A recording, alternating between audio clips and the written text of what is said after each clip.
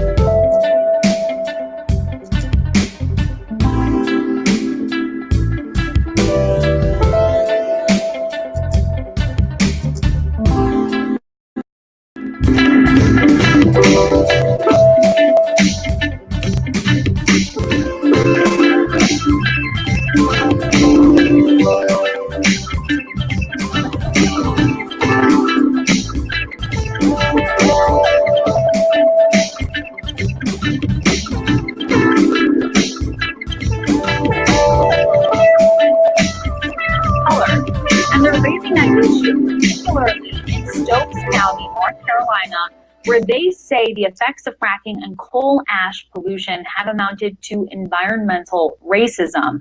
To talk about that, I want to bring in Jackie Patterson. She's the director of the NAACP Environmental and Climate Justice Program, and she's been working very closely with this initiative. Jackie, welcome. Thank you. So let's talk about the area that you're focusing in on here, Stokes County, North Carolina. What has happened there that has really prompted this investigation?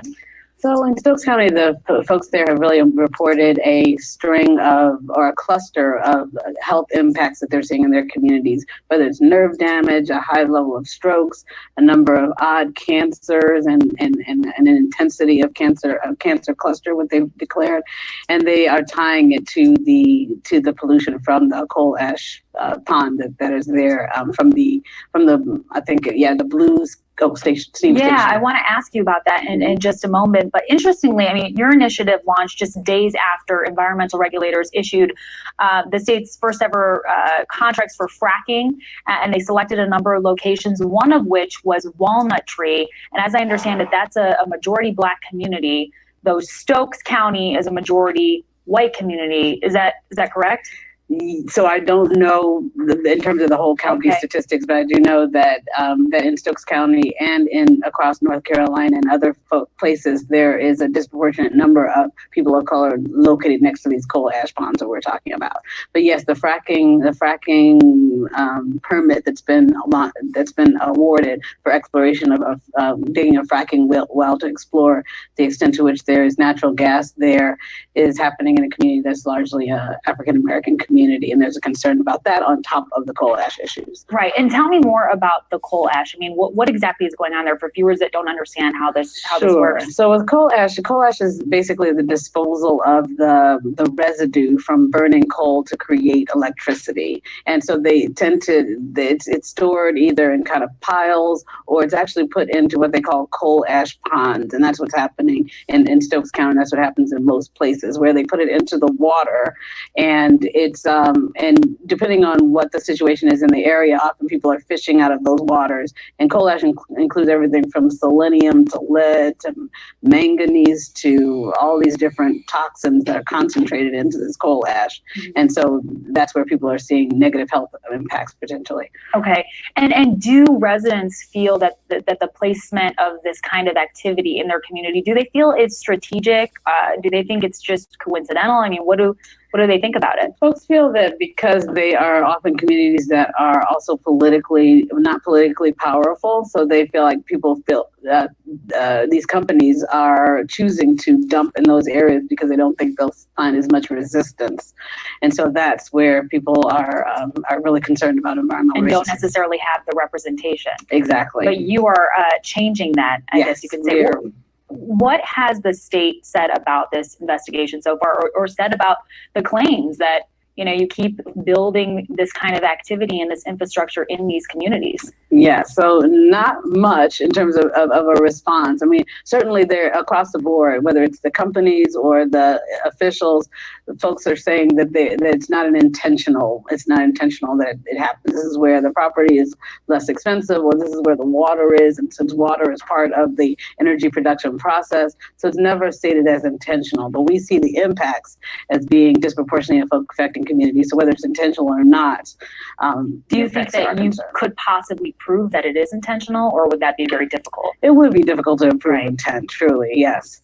But we can prove the pattern of discrimination in terms of where these are located. And then is the idea that you would potentially take legal action thereafter? Potentially. I mean, that's where we've launched the investigation to figure out what exactly is going on in terms of, and really to be able to document not only the placement, the toxins, how far those toxins are going, whether they're leaching into the groundwater or leaching into the ground in general, where people are growing food and then eating food. So where exactly are those points of exposure? Who's living there? What kind of health impacts what are the hospital records saying, et cetera? So we're launching an investigation and then deciding from there exactly what the legal routes will take to exact justice. And as I mentioned, you are with an environmental justice program with the NAACP. Yes. When you look at it nationally, I mean, is this a problem that we're seeing in other areas? Is it any bit limited to Stokes, or? Unfortunately not. We're seeing it in wherever there's coal plants, there's coal ash. And unfortunately, 68% of African Americans live within 30 miles of a coal-fired power plant. So disproportionately, African Americans, other communities of color, and low-income communities are exposed to these coal ash facilities. There's coal ash, and unfortunately 68% of African Americans live within 30 miles of a coal-fired power plant. So disproportionately, African Americans, other communities of color. 68%. And then she wants to start talking about advocating for other people, though. That's where we run into our problems as Black folks. We're so busy trying to advocate for other people at the same time we're trying to lift our own selves, and we're on the bottom. It doesn't make sense for us to do that. What's going on, everybody? This Super Mike. And I just want to come to you guys and talk to you for a bit about this Waging War by Zip Code. And this is another installment of what Dr. Wesley Muhammad blessed us with. And Waging War by Zip Code. So as we see in that, and of course some of you guys will say, oh, well, that's Russian news, and they have some kind of intent on destroying the United States of America. And what I would say to that is, for Black people, for Black America, is our agenda obviously is not in line with the folks who control the government of your country. And until we decide that we want to go ahead and take control of the government of the United States, we need to look out for ourselves. So this information is what's more important to us, and not necessarily just who it comes from. So the bottom line is, this particular installment, Waging War by Zip Code, and how food in Black neighborhoods is weaponized. But this particular installment even tells us that the air is weaponized. The actual air. They can actually weaponize the air. And that's important. That's important. And basically we'll touch on some other stuff right there. Also. We'll touch on some other stuff. But yeah. So what I want to do is, actually I'm going on StreamYard, so I'm going to touch base on some of this. Hopefully everybody can hear me and I don't have the same problem that I had before. All right, hold on a second. Hold on a second.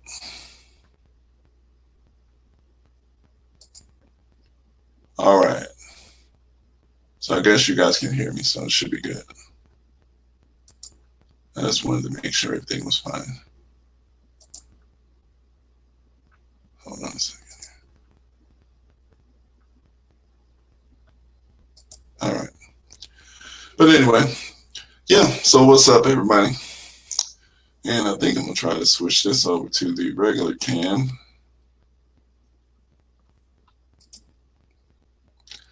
Yeah, I mean, there's a lot going on today. There's a lot going on. And we're going to have some information. The whole purpose of this, of what I'm doing here, is I want to arm myself. And I want to arm my family. Arm the family with information. This don't look good, does it? I don't look good. Let's try that. What's that? Yeah, I want to arm the family with information. This don't look good either. Shoot.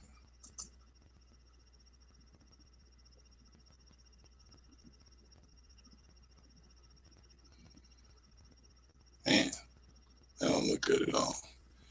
Anyway, I think I'll switch back then.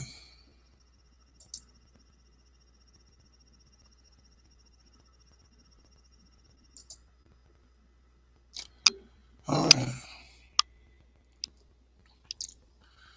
So, yeah, we need to have some information. Information. This is what's going to inform our decision making. Guys, click the thumbs up. Hit the thumbs up button for me. And like this video. Subscribe to the channel. Please do that. I would appreciate it. And actually, what I want to do here is we need to. Okay, I'm just going to get right into it. So this is part 7. And of course, we know this is brought to us by Dr. Wesley Muhammad. Clouds of death.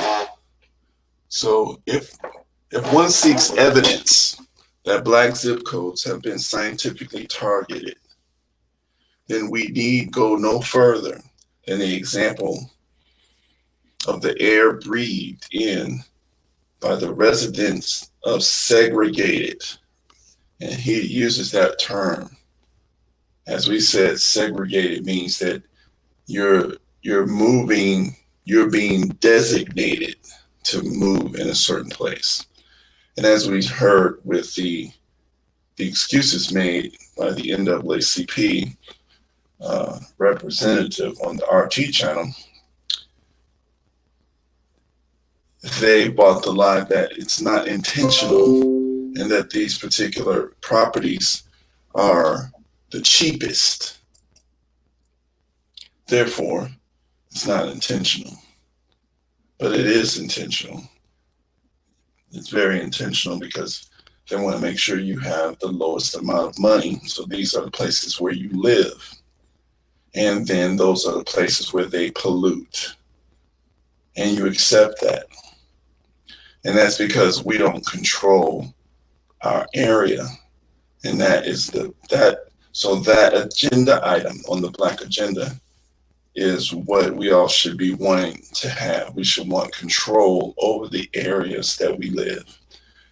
People have to license through us, through our community, not mainstream white politics, but through the Black only community.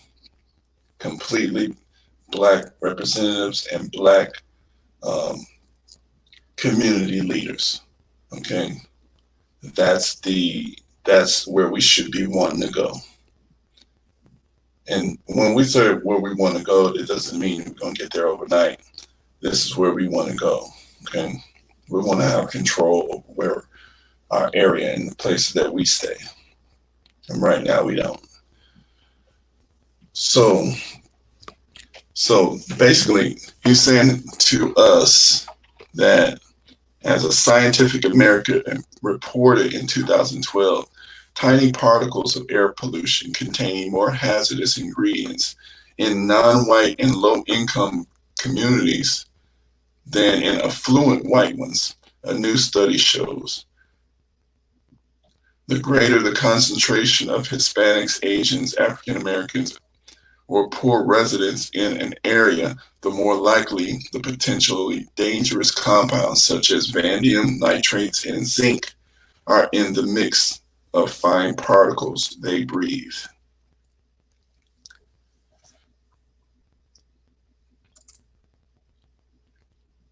And that pretty much makes sense. We kind of see that.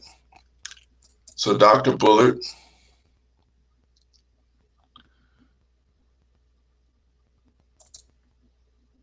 Dr. Robert Bullard documented in his important work, Dumping in Dixie. So this brother wrote a book here. Dumping in Dixie, thus hazardous waste sites and other polluting facilities are likely to be deliberately placed in near poor Black and brown areas, resulting in heavily polluted local environments. In the 2012 Yale University, researchers found that in segregated cities with concentrations of poor Black and brown residents like Los Angeles, St. Louis, etc., the air is most polluted with fine particulate matter, which is microscopic particles suspended in the air from diesel fuel emissions, smog, soot, oil, ash, construction dust, etc. When inhaled, these things can penetrate deep into the lungs, and this is linked to asthma and cardiovascular disease, cancer. The most pervasive air pollutant is called PM 2.5. Now, see, what we need to understand is that this is intentional. So we need to understand that it is intentional. It's not something that,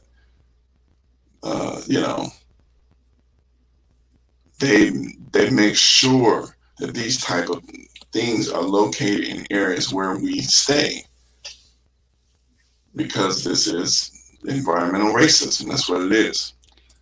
And so what this thing is basically this PM 2.5 designation of particles. It's just basically it's smaller than a human hair. It's like I think it's like 3% the size of a human hair. And you need a microscope to see it. You can't see it. So this is the human hair, and then these particles are smaller than it.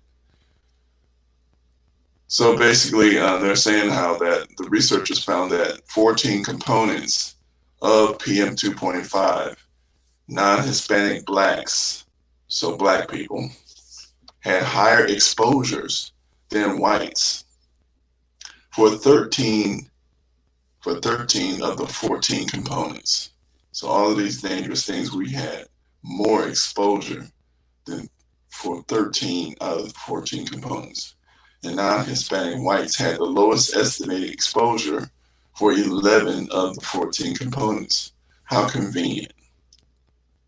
So basically, they want us to believe that this is not intentional. But when we look at the numbers and we look at the data, we see that our people are being tested. We have the highest number of these particulates. And this is what we're talking about. And how does this translate to you? How does this translate to us? When your grandmother dies early at 60, when you're coughing and you're dying early, you're thinking that you're getting cancer here, or you're getting some kind of lung disease or some type of heart issues, or you're dying at 60, and the other communities they're able to make it to 80, 90. This is what's going on. The guidance of your family is passing away early. Funerals, the stress of having to deal with life by yourselves without the guidance of the elders of your family. This is what this turns out to be. This is what's going on here. And so this is why this is important. And so when you live in cities, you look out and you see stuff like that. All those air particles, that's this stuff here. This is so dangerous, and black folks, we're so used to this stuff that we don't even realize that this stuff, these folks have actually literally tell me this is not a mistake when you make a chart on how dangerous. So they take so this chart is telling you, okay, an air quality index chart. So this is the dangerous particulate matter 2.5. 2.5. If you got from 0 to 12 parts per million, that's pretty good. And then they keep rating it. 12 to 35 parts per million. Okay? You see, it gets unhealthy. This is where our people living. Stuff like this. Power plants. So I'm going to quickly go through the rest of this here. So they also found that the EPA in 2018 itself confirmed that the results at national, state, and county levels all indicate that non-whites tend to be burdened by the fine particles disproportionately than whites, and that race is a stronger variable in this situation than poverty. So race was the strongest variable, not poverty, which counters what the other chick was saying.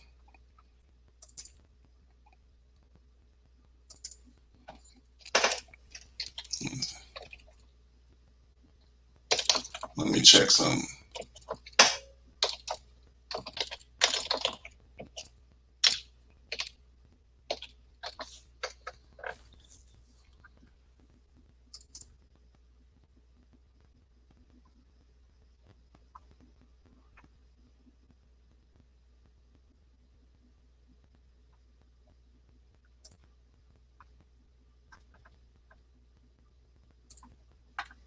And this was done in 2019. This was last year. So yeah, it said let's look at that.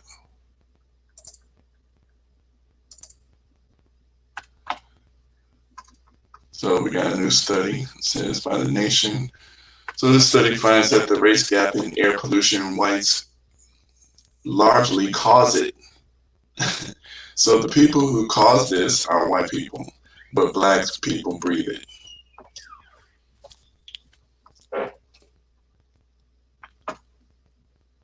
Poor air quality remains the largest environmental health risk in the United States. So this is the largest environmental health risk in the United States. 100,000 deaths per year is blamed on. So Americans die from air pollution more than car crashes and murders combined. This is how serious this is. And we've seen up there that the chick said that it's not intentional. According to a new study, blacks and Hispanics disproportionately breathe air that's been polluted by whites. That's intentional. This new research quantifies for the first time that the racial gap between who causes air pollution and who breathes it. So when the NAACP telling us that we can't find out who's doing this, that's a lie.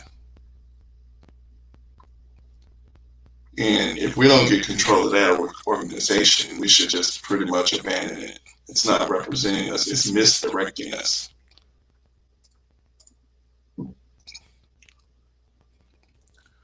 So segregated black people suffer long-term exposures, 1.5 times more particulate matter than whites. Very importantly, it was found that while people of color suffer from air pollution, it's largely affluent white people who cause the air pollution in segregated black and brown areas. They're deciding where these plants are situated. These are white people that's making these decisions. So while you're going there trying to worry about who's being elected in voting, while we're telling people to organize to go vote for this or that one, which sometimes may be valid. So voting sometimes is valid. Not much. Not much. So black folks, if we're suffering, why do we want to alleviate and give people, let the worst leaders get in the office if they want to continue to let us suffer? Why not? If we're going to suffer, then let everybody suffer at the same time. Because really the people who are making these decisions are white people. And they're so morally bankrupt that they'll throw their own under the bus. So what's happening right now is we need to focus ourselves more on direct solutions, raising money, educating our own people, learning how to take control of areas, okay? So we can be the licensing. Look at that. You can see a difference. And you can go down there in LA and literally look at this. In many cities you can. So that's long-term exposure to this kind of stuff. You're dying. You think it's nothing, it's just air. But when you don't control your area, then this is what's happening. That's where we got to get to. We have to get to where we can get control of areas. So let me go through some more of this here real quick. So the white people caused it, and this is done by the studies. White people cause the air pollution, and they decide where to put it. So you breathe it. They don't. They get the money. You get sick and die. Okay? So environmental racism is real. It's just as real as racism found in housing, education, employment, and political arena. Environmental racism combines with public policies and industry practices to provide benefits for whites while shifting cost to people of color. In which I don't like that, but that's what Dr. Bullard explains in his book.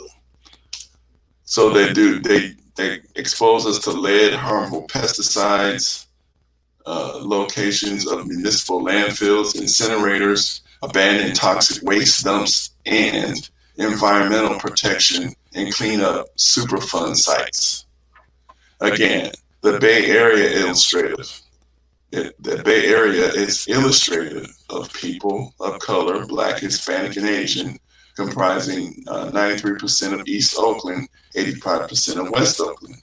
Whites are 6.7% and 15% and 15 to 0.4% respectively. It is the highest poverty neighborhoods of Alameda County in Oakland County that are the darkest ethnically and suffer the poorest health outcomes. This is because low-income neighborhoods and communities of color are often unjustly burdened by a disproportionate number of hazardous facilities that pollute the air. And I literally work in one of those, and I used to work in one of them, and I may take a job there again, but over here in Richmond, California, I pulled up a map of Richmond. This is where the Chevron,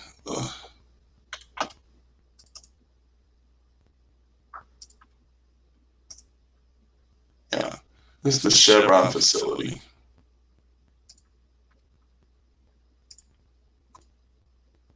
And this is poor. Richmond is like 20% Black, which is fairly high for California. 40% they call Hispanic, but some Hispanics are Black. And this is where they put the Chevron refinery at. And this dust, this is Richmond. This dust blows. But this Berkeley is fairly affluent, but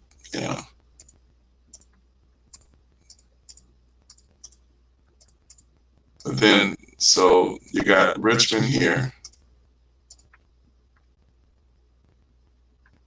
which is poor. Across the water, it blows on all of these areas, which I think they had an issue with San Francisco Valley, Paradise Bay, San Quentin. These are poor areas here. But this pollution from this plant, this is a refinery.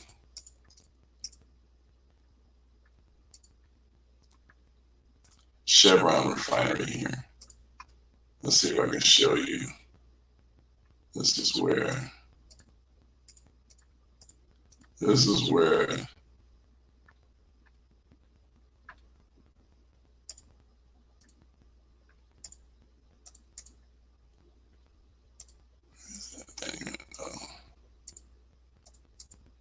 there it is. Yeah, that's the solar plant I helped put in. So that's clean.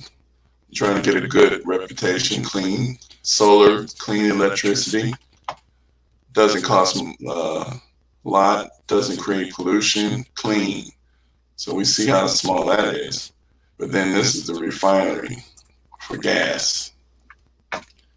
You start seeing these big silos. That's a chemical plant up front. This is this is a chemical plant, chemical silos. And hold on a second here. Yeah, this is where all that gas and stuff, this is where it's really stored at. This is a huge facility, Chevron refinery. This is the actual refinery part. But yeah, this is where they break down. I'm gonna show y'all one more piece to this thing. This is a serious pollution right here. Let's see. This is where they break down, because they pump the oil and gas through underground pumps from far distances. I'm trying to find the right spot. But there's a pool that's, yeah, right here. This stinks too. At night, this is where that is actually like water, and they have air bubbles shooting up under there so that the germs and the fungi that can eat the toxic stuff, whatever. I guess that's sealed off, but it stinks bad. This pool here. So there's a lot of bad stuff floating around in this air. You got sulfuric acid, you got H2S, you got hydrogen sulfide, which can cause cancer, just kill you. A lot of stuff that's floating around inside this refinery. So this is the stuff that the people are exposed to. And there's houses right there. So businesses, houses, people just living their life. But these people are poor. So if something happens at this plant, these are the first people dead. So that's how that goes. Richmond Refinery. And they pay decently, but that's what you got to deal with. Now, how do you get oil made?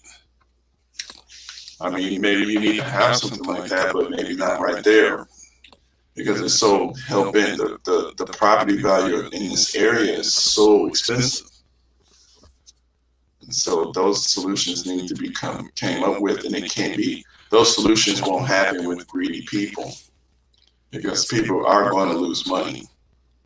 And that's the problem. These people that are so rich, they do not want to give up any of their money, any of their power. But the bottom line is that people are going to have to be able to take that power. And so it's going to, that's what you got to get. That's what we got to deal with. So let's read some more of this here. And that's the reason why we organize and grow, because stuff like what we're talking about, they're going to try to stop you at every turn, every level, because they know the real answer. The real answer is they're going to have to give up power and become regular people. And that's why they use this political game, because, that's the way they can kind of keep you at bay instead of giving you justice. So, again, the Bay Area. So that was in the Bay Area. Low-income people. So the people who run that plant are white people. That's Chevron. That was Rex Tillerson and all those people. So they caused it. And black folks breathe it. The groundwater and soil with I've seen us bury. They have methods of burying toxic sludge.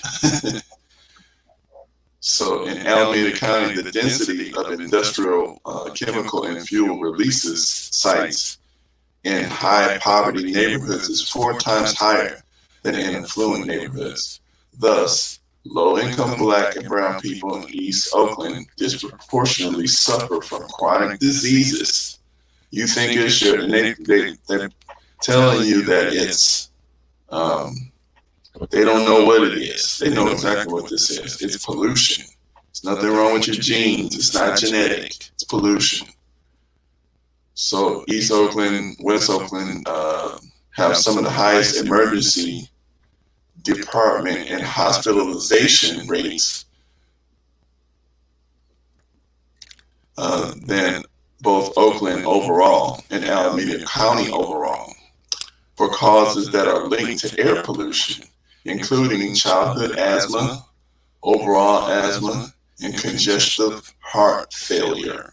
So this air is giving you heart attacks, giving you a weak heart. This is the air. It's not your genes. It's not your family history. It's not all of that. It's this air, some of it, and the food and all this stuff combined together. So black people in East and West Oakland has the highest all-around death rates. A white child is born in the affluent Oakland Hills is expected to live 12 and a half years longer than a black child born in West Oakland, and 14 years longer than a black child born in East Oakland. So in Alameda County, the opportunity to live a long, healthy, and productive life is not evenly distributed throughout the county, with East and West Oakland populations living shorter lives on average. People living in the Northwest Hills can expect to live 1 decade or more longer than people in the West Hills, in Elmhurst, and Central East Oakland. And this is the map that he has here, and where it shows showing everybody that. Let's see. See, life expectancy, the brown, less. I mean, this is your life. You got to think about how much that's a serious issue. And keep in mind, you don't just flop dead. You're spending money on hospital bills. You're spending money on, you're losing time at work. So this is less money coming into your family. This is less time that you have to teach your kids stuff, to guide them. Okay? This is less time that you have to build family value inside your family. So this is racism. This is evil. And the Atlanta, the Black Mecca, is likewise illustrative of this chemical war waged by zip code. Central Atlanta has become increasingly black and poor, encircled by middle-income, largely white suburbs. Even in the suburbs, though, African Americans are segregated from and by whites. The black neighborhoods scatter across urban landscapes of Metro Atlanta are deliberately made toxic. According to the EPA's toxic release inventory data, African Americans and other people of color are disproportionately represented in the Atlanta region's dirtiest zip codes. While people of color comprise 29.8% of the population in the 5 largest counties contiguous with Atlanta, which are Fulton, DeKalb, Cobb, Gwinnett, and Clayton counties, they represent the majority of residents in 5 of the 10 dirtiest zip codes in these large counties. Atlanta metro residents living in predominantly white areas are exposed to an average of 38.2 pounds of toxic releases per person annually, compared to an average of 208 pounds of toxic releases per person in majority minority locales. The dirtiest area is zip code 30354. Let's look at that. Well, actually, 30354.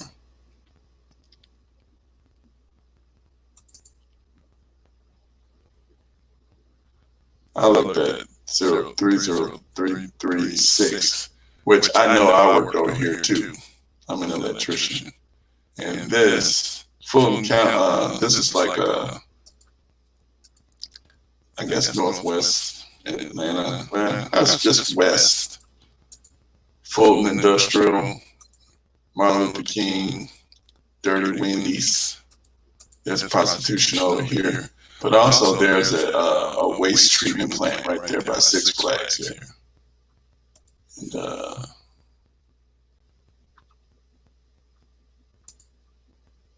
right here. Yep. Yeah, so that shoots out some, I mean, this is 300 feet underground inside some of these silos. And this is where they stir all the shit water, basically. So yeah, this is, this can get dirty. And then we got, let's see what zip code he says. The dirtiest zip code.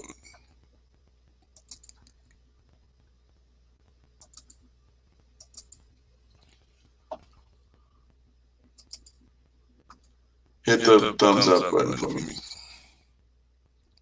So he said the 30th zip code was Where is it at?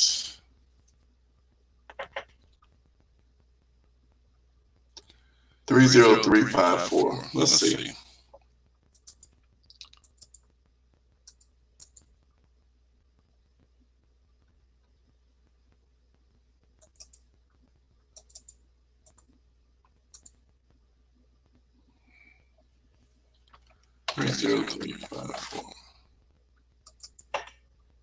Oh yeah, that's dirty.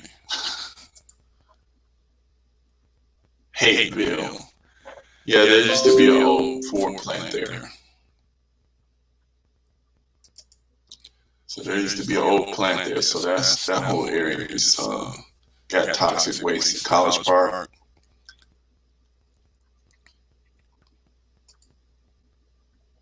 Yeah. That's amazing that this is the dirtiest area though. That's the airport there. There's a lot of dumping. I don't see why that's the dirtiest area, but that's amazing. But yeah. So I mean, we gotta understand that, we have to, in order for us to take care of ourselves as Black folks, we have to become a little bit more. We have to be concerned about these things. If we've been going around here in our lives, there's a lot of stuff that we're not concerned about. We don't have to worry about running things when we have to be concerned about every detail. You see how nosy white people are? They want to know what you're reading. They want to know what you're writing, what you're doing, what you're thinking. They want to know what's in the air, what business is going on. They want to have things posted. You need to go down to your local municipalities and start learning how business is done, how these decisions are made, who gets to license what, how to stop what you want to stop. Okay? And just because a lot of times when we feel that because we don't get our way immediately that we completely failed. No, you've learned how to fight. You've learned what it takes, and you can reorganize with more information when you challenge something. Even when you do fail the first few times, you come back until you are successful. So that's what's called a tenacity. And that's what we're going to have to start to get as Black folks. And it takes millions of us to do this. So we're 50 million Black folks here right now. So we have numbers to do this. None of this stuff is something that we can't do. But we have to start to be concerned about this stuff. Because this is killing us. So let's look at this here. And what are some of the health consequences of this excessive assault of segregated Black people to air pollution caused by self-separated white people? Among those listed above, which is asthma, cardiovascular disease, and cancer, we can add infertility, gender neutering, and less Black males being born into the world, vis-a-vis Black females, and altered sex ratio at birth. So the air pollution, PM 2.5, is an endocrine disruptor. So the Endocrine Society announced that particular air pollution was linked with reduced sperm production in mice, and this may be relevant to rising infertility rates among humans. Exposure to PM 2.5, which Black people in segregated America suffer disproportionately from, can cause testicular tubes to deteriorate and epigenetically alter genes. See, so this stuff is altering your genetic makeup, which means it's affecting your kids. It affects your family forever. This pollution, this is how dangerous this stuff is. And we need to understand this. It's the same thing when they would do. These people are wicked. They use depleted uranium bullets in a country. So it's not enough for them just to kill somebody with the bullets. They want to leave a poison there that's going to affect the future of that people for thousands of years. That's how sick and evil these monsters are that we're dealing with. So they hate us that bad, but you know, if they don't want to just outright go ahead and kill us that way, because they would be killing themselves, and then they would have to contend with not only us revolting, but their own people revolting. So testosterone is at the root of what we call masculinity. In the words of Dr. Joe Herbert, Emeritus Professor of Neuroscience at the University of Cambridge, the New York Times writer Andrew Sullivan calls it the he hormone, citing an important embryological fact. You need testosterone to turn a fetus with a Y chromosome into a real boy, to masculinize his brain and body. And this is something that I just found here. This is interesting here. I want to show everybody this. Hit the thumbs up button, family. Hit the thumbs up for me. If you see this later, hit the thumbs up. Just because you don't hear me now, go ahead and subscribe to the channel. I want to be putting more information out here like this. And hold on a second here. Sorry.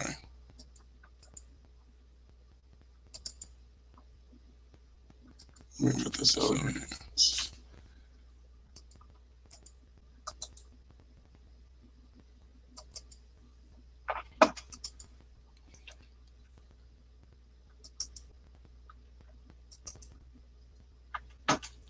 Let me see something here.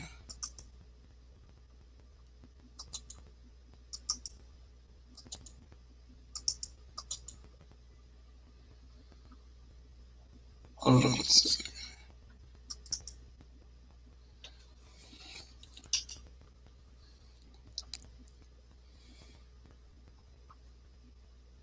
There it is. This is deep.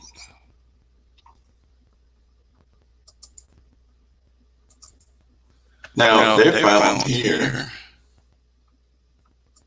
I didn't know this, but so you have some people that's actually born where they can't, their body doesn't recognize the testosterone. And so they look like women, but these are men, but they are women, females, but they have an XY chromosome. So they were supposed to be men, but they don't have ovaries. They have undeveloped testicles, testes, which have not descended. So these are literally, they are men. They're not able to have children. They're genetic males, but they're biological and physiological females. And then the vaginal area and everything is a little smaller, and it's not developed the same as a real woman. You see, so you're still not necessarily all the way a woman, but of course, you would never know. They may never know either, but they're not able to have children. So that's interesting. I'm going to leave that link there for you guys to check out if you're interested in that kind of stuff. Hit the thumbs up for me. Hit the thumbs up for me, everybody. What's up? What's up? Put any comments down. Write your comments. Tell me what you think about this stuff. Give me some advice if you think I can make this a little better for you. And we want to... So Andrew Sullivan calls it the he hormone. The Y chromosome, you need testosterone though to make a male a real male, a real boy. His brain needs to be masculinized. The male brain is organized in sex-specific manner by a surge of testosterone during the prenatal period. So you have to have that surge of testosterone while that baby is inside of the womb. Okay, and if mom is around chemicals, or she's engaging or eating, or if for some reason this surge of testosterone is not able to masculinize that boy, then we're going to get problems. And you start getting sexual dimorphism, what they call dimorphism. Okay. So the male brain is organized by in a sex-specific manner by a surge of testosterone during the prenatal period. Testes begin to secrete testosterone at about the 8th week of gestation. This testosterone surge, actually, is most important for development of gender identity as it masculinizes the body and the brain of the fetus. So the brain of a man is different than the brain of a woman. And that is done with hormone receptors. So the latter fact as fetal programming mechanism, imprinting gender identity as well as sexual orientation and behavior in the fetal brain. Dick Schwab and Alicia Garcia Figuera point out regarding the fetal brain. And let's see a picture of them. This is Mr. Dick Schwab. Here is Alicia Falguras. He has during the intrauterine period, the fetal brain develops in the male direction through a direct action of testosterone on the developing nerve cells, or in the female direction through the absence of this hormone surge. See? So this is how we know, this is how the body knows that I need to develop as a boy or as a girl. If there's no hormone surge, then it's going to be developed as a girl. If that hormone surge of testosterone takes place, then that brain is going to masculinize itself. Okay. In this way, our gender identity, the conviction of belonging to the male or female gender, and sexual orientation are programmed into our brain structures when we are still in the womb. However, since sexual differentiation of the genitals takes place in the first 2 months of pregnancy, and sexual differentiation of the brain starts in the second half of pregnancy, these two processes can be influenced independently, which may result in transsexuality. See? So basically, she said that the brain is developed, the gender differences in brain structures developed in the second half of pregnancy. So that's after 4 months. But the gender differences in the gonads, in the physical features develops, 8 months. Excuse me, hold on a second. 2 months after pregnancy. So those two processes can be influenced different. So you can develop your male parts, but then something can go wrong with the second surge of hormones to masculinize or feminize your brain. And for this reason, you can come up with transsexualism. So differentiation of the fetus. It was shown that diesel exhaust inhalation by pregnant lab rats can disrupt the development of the immune system and the reproductive organs of the fetus, as well as masculinize the female fetus by the excessive elevation of maternal testosterone and decrease maternal estradiol and progesterone. So diesel fuel That's amazing, isn't it? Diesel fuel was shown to decrease estradiol, which is the hormone that feminizes a woman, and increases testosterone during gestation, during pregnancy. So that's important. This air pollution can interfere with sex distribution, the number of males to females, by altering testicular function, and the pollution expose males, leading to an excess of X sperm production. So this pollution can also influence the men to produce more X sperm, because there's a sex-determining region on each one of the in the males. So some of the sperm are XX sperm, and some of the sperm are XY sperm. XY sperm will produce males.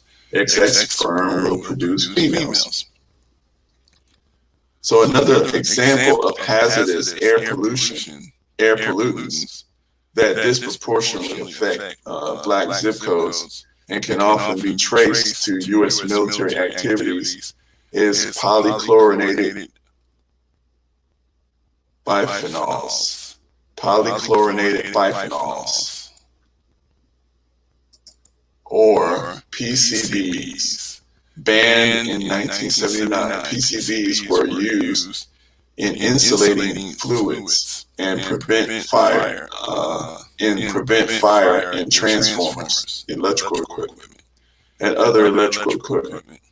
Along with being linked to cancer, asthma, and immune suppression, PCBs are endocrine disruptors.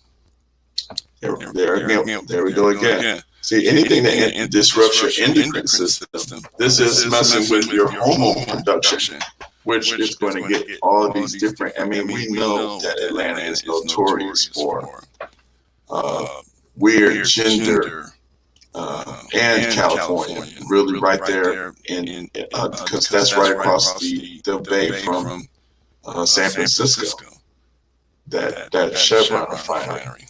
So these are two locations that are notorious for gender issues.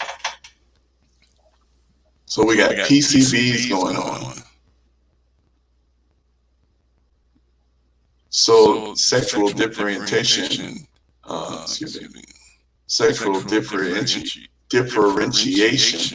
the female neuroendocrine systems can be masculinized or defeminized, and reproductive maturation disrupted by masculinizing the hypothalamic neurons. So that's in the brain, hypothalamus of the female brain that control reproduction. In men, PCB exposure is correlated with reduced testosterone, and it influences childhood play behavior.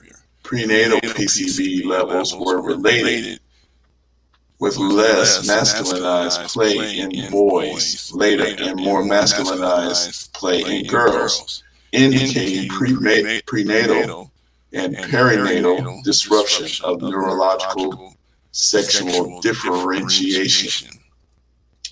Now, a lot of this language is scientific language, and we're just going to have to get used to it, because this is how they hide their wisdom. You have to be able to understand what your enemy is doing. So they're always tinkering with, they're always tinkering with our method of reproduction, because that's a major impediment for them, because their reproduction is low. And so they always get jealous when we have children, we have large families. Urban Black America is hit the hardest with PCB exposure. Despite the ban on PCB production, urban centers such as Chicago still provide a site for slow release of PCBs into the environment today. Indeed, airborne PCBs in Chicago are widely presented and elevated in residential communities, Black residential communities in East Chicago, Indiana, which is 20 minutes from downtown Chicago, and 92% Black and Hispanic, with 36% poor. The U.S. Army Chemical Corps dredged a highly contaminated canal along the shore of Lake Michigan, consciously doubling the amount of PCB pollution in the air to which these poor Black residents are subjected. In the Bay Area as well. Excuse me. In the Bay Area as well, San Francisco Bay is facing a legacy of polychlorinated bisphenols spread widely across the land surface of the watershed, mixing deep into the sediment of the bay and contaminating the bay food web. Yeah, I've seen some of that. The crabs in there are just purple. So basically, they did a study of 399 women who were pregnant between 1963 and 1967. And that was conducted. It was found that Black women from the San Francisco Bay Area had the highest level of PCBs detected in their blood. Studies also found that pregnant Black women in Chicago had higher level of certain PCBs in their blood, indicating a greater level of airborne PCB exposure. So yeah, we need to understand, like, this is some serious stuff. We can't just ignore, because this is what's happening to us. We don't need to get mad at homosexual people. These people need to understand where they're coming from and what's going on. Homosexuality is not something that we should see as normal. We should see what's going on. And right now, what the science is indicating is that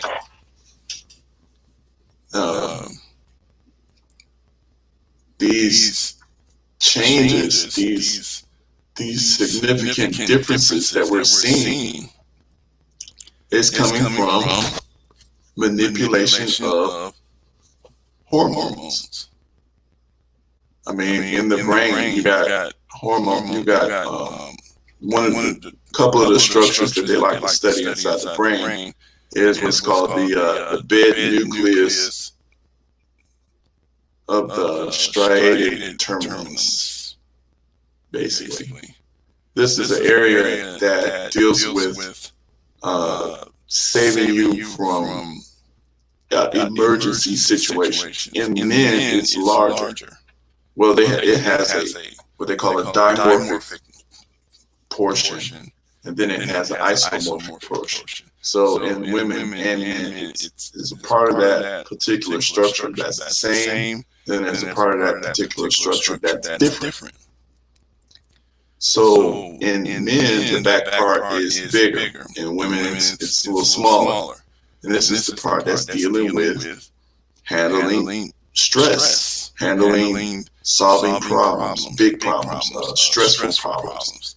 And then they also deal with the locus. There's a part in the women, the brainstem, that deals with fear. In women, it's a little larger. In men, it's smaller. It's just facts. And but they studied that in many people that consider themselves transgender, they have a feminized brain. So that means it's not. We some of us are wrong. It's not about being angry or hatred. It's not about a choice with people.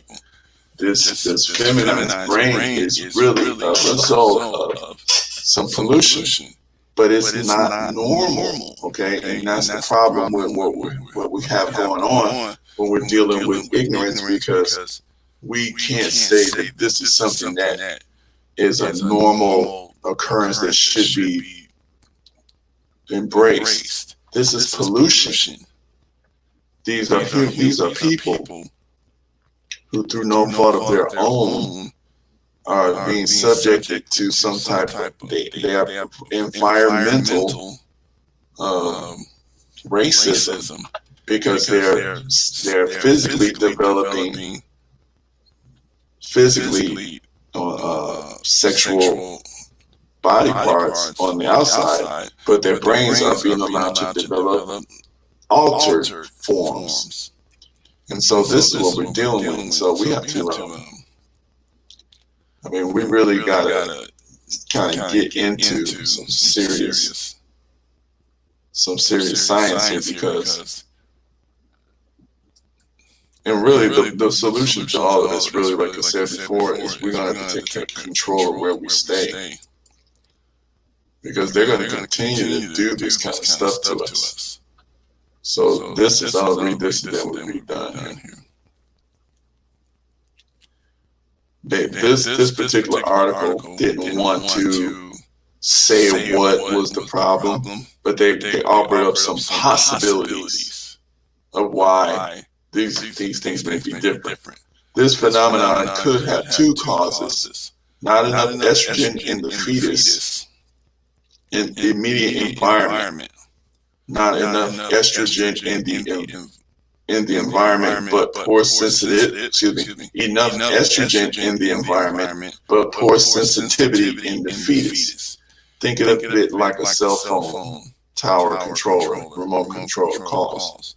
The tower may not be producing enough signal, or the receiving phone may be unable to process the message. In either case, the call does not make it through. So if your mom's pregnant with you, and when it's time for you to get your first hormonal surge, as let's say you're a young boy, if you need that testosterone surge and the mother is not able to, or if either the mom can't give you the testosterone surge, or the testes are not producing testosterone, or there's something that is blocking the testosterone from you. You see, and these things can be done chemically. As I said, diesel fuel was shown to increase testosterone in females, and if you have a female child and you have an excess amount of testosterone, the mother has an excess of testosterone in her blood, it can masculinize that female's brain. So she will be born physically a female, but she will have a tendency of male. So possible scenarios underlining insufficient feminization.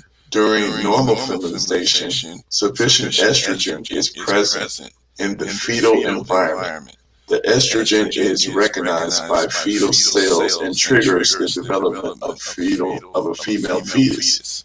In scenario 1, very little estrogen is present in the fetal environment, even though the fetal cells are capable of sensing estrogen. Very little enters the fetal environment, and the fetus is insufficiently feminized. In scenario 2, there is enough estrogen in the fetal environment, but fetal cells are effectively deaf to the estrogen, and the fetus is insufficiently feminized. The amount of estrogen in the fetal environment is a little tough to measure, but there appears to be some evidence for transgender individuals having poor hormonal sensitivity in the womb. Okay? But that doesn't mean that these things should be normalized. And that's the only thing I'm saying with that. So let me know what you guys think about this subject. I'm going to end this off. And Go ahead, put your comments down. And Super Mike. Well, actually, you know what? Hold on a second here. Yeah, put your comments down. Let me know what you think. Like the channel. Spread the message. Share this. Look up some of these things that I've put in there. Get some of this terminology down. And I'll see you.